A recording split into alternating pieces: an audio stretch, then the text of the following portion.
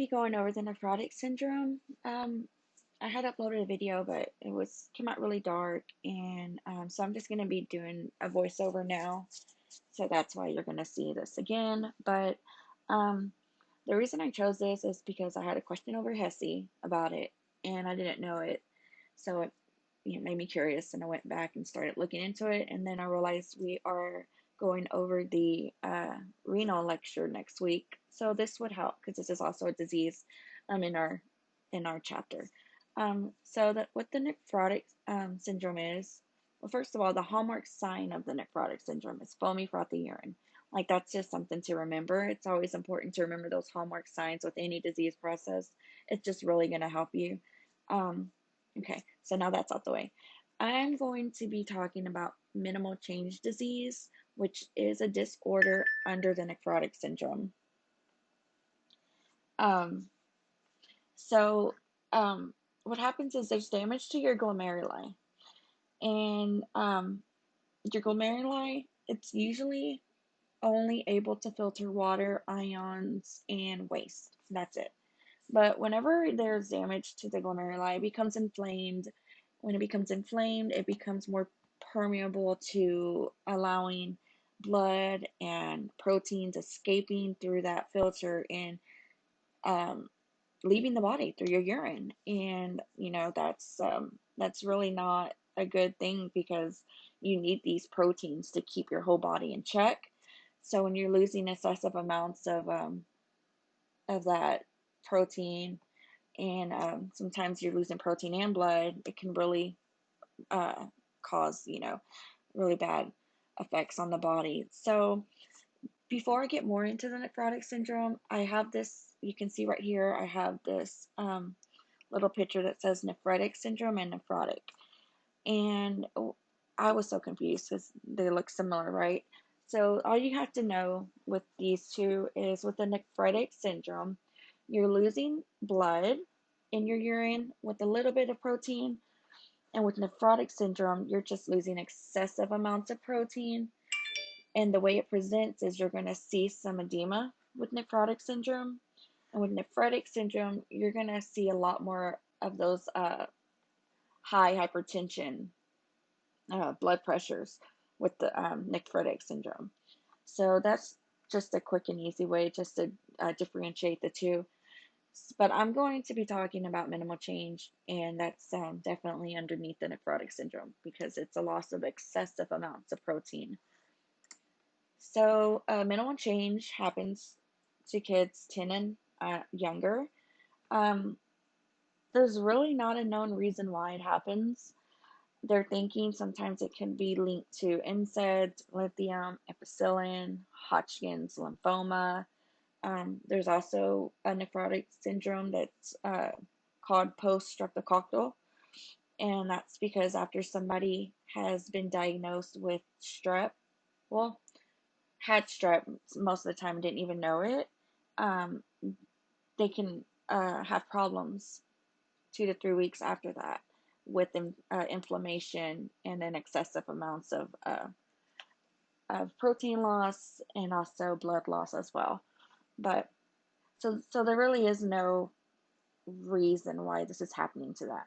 And the reason it's called minimal change is because after doing like a urine test and trying to diagnose what's going on with these kids, they do a biopsy and they get a little piece of that kidney and they look at it underneath the microscope and they don't really see any change in it at all. It pretty much looks just the same, and it's not until they look at it underneath a stronger microscope that they see a little bit more of a change in it.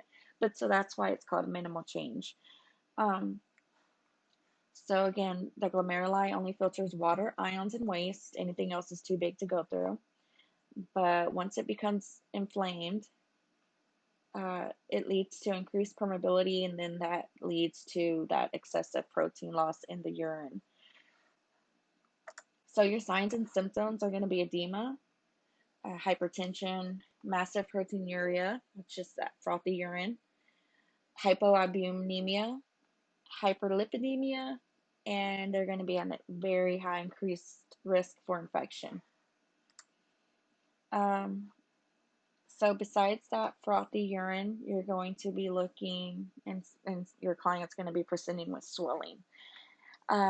The reason they're swelling so bad is because they're losing that main protein that holds the water in that vascular space, which is albumin. Um, Albumin, if you can look in this picture right here, you can just imagine it holds on to each little water molecule, and it holds it there in the vascular space. So whenever you're losing excessive amounts of this albumin, that your water has nothing to hold it there, so it starts leaking out into the tissues around it, right? So then you start to see that face swelling, just periorbital edema, which is around the eyes. Mostly these kids start presenting with the swelling around the eyes. Most of the time it happens in the morning. It's more noticeable in the morning. And that's when they should seek treatment, right? Because if not, it's going to progress to the rest of the body. Sorry. Um, so, um, so the nephrotic syndrome diseases causes the amount of that intravascular fluid to decrease. When you have low amounts of vascular fluid, your blood pressure, right, is going to realize that it doesn't have enough fluid. So that stimulates the kidneys to release renin. And so when renin is released, the adrenal glands respond by releasing aldosterone, and aldosterone retains more sodium and water, which is just going to make the problem worse now. So it's only going to contribute to more edema. So that's how you start to see that swelling in the eyes. And then the reason why you get that swelling in the eyes is because you have like folds in your eye, and that water can settle in all these little folds in there, and that's why you start to see it right there first. Um, and then of course, if you don't seek treatment when you start noticing it at that point, it's going to progress to the feet, get ascites. It's just going to get a lot worse. Um, so here are some pictures of what this would look like and how this would present in a child. Uh, and again, this is way more noticeable in the morning, and then this is on the feet, right? So this is after you've probably let this go on for far too long without seeking maybe any treatment, and now it's just um, going systemic, right, to all your I can't think of the word. Anyways, so this is just to keep this in mind how this looks. So since you're losing so much albumin and your liver makes albumin, your liver compensates excessively, and it starts making a bunch more albumin. And also because it makes all this albumin, a byproduct of all that is it starts making excessive amounts um, of lipoproteins. So it starts making triglycerides and a bunch more carbohydrates. Another protein that is lost is antithrombin 3, and this is a heparin-like molecule. So you're losing albumin. You're also losing some of your white blood cells, so you're fighting, your infection fighting immunoglobulins. You're losing some of those too in the urine. You're now hyperlipidemia, and now you're losing antithrombin as well. And this is like a heparin molecule, right? So that blood that's gone through the glomeruli and it's filtered and it's cleaned and it's going back out through that renal vein. Now that blood has a risk for increased blood coagulation because it doesn't have enough antithrombin in there to prevent that thrombosis.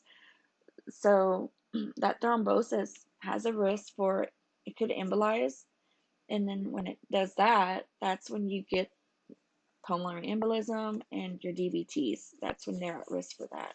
So aside from everything else they're going through, when they present with this, you want to uh, assess their respiratory rate, assess if they're having chest pain, assess for that pulmonary embolism, if they're having a hard time breathing. For DVT, you want to make sure you don't see any redness, swelling. This is just something to, keep your eye on as well. And again, you're going to have high blood pressure because there's low volume in the vascular space. It's leaking out into the tissues. Now your heart's having to compensate, beating faster to get that little volume pushed out. So a urine test is going to help to find protein and blood in your urine. A blood test is going to help find levels and how high these levels of the protein and cholesterol and waste in your blood. Oh God, I just realized it's not carbs your body makes. It makes triglycerides, it makes cholesterol, sorry guys, in excessive amounts with that albumin. Um, and then a blood test can also see how well your kidneys are filtering the waste from your body. And again, there's that kidney biopsy I was telling you about. That's a tiny piece of your kidneys removed with a special needle, and then it's looked at under a microscope. And that's how they're diagnosed with the minimal change. So,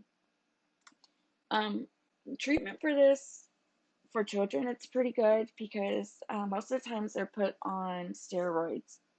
But then again, it's bittersweet because, as you know, steroids suppress the immune system, and they're already losing immunoglobulins in their urine. So it's kind of bittersweet because of that reason. You're treating the problem, but then they're also at a very high risk for infection now. But it's very important for the children to stick to the treatment plan. If not, they'll be more likely to not have a relapse because they want to manage. So treatment is going to be focused on the cause and symptoms for edema, diuretics with sodium restrictions. Protein intake is going to be based on the severity of the problem. Uh, Lipid lowering drugs may be used. Anticoagulants can be given to prevent thrombosis. And then those corticosteroids are given to reduce the inflammation of the glomeruli. But again, that also suppresses your immune system. So you have to be really careful. You're going to monitor their INOs, their daily weights. You're going to take daily weights. You're going to assess the abdominal girth. And then you're going to want to have a very good diet plan because you want to prevent malnutrition due to the protein loss. That's very important. Oh, the infection part, like I was saying again, because this is one of the main things to watch for. Since they're going to be on those steroids to reduce that inflammation, you just have to watch for infection and be careful with what they are exposed to because of that. So they're a very high risk for infection. And so here's just a couple of questions. So in patients who are experiencing nephrotic syndrome, the glomerulus is permeable to what substances? So you can read the answers. And and hopefully you picked B because you want to remember the red blood cells, proteins, and lipids. That's in nephrotic syndrome. And a 6-year-old is diagnosed with nephrotic syndrome in your nursing care plan, you will include which of the following as a nursing diagnosis?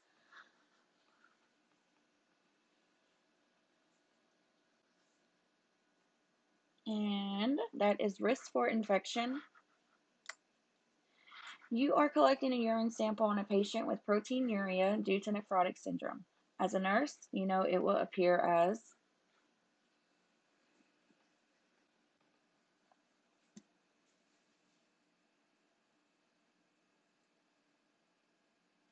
It's dark and foamy.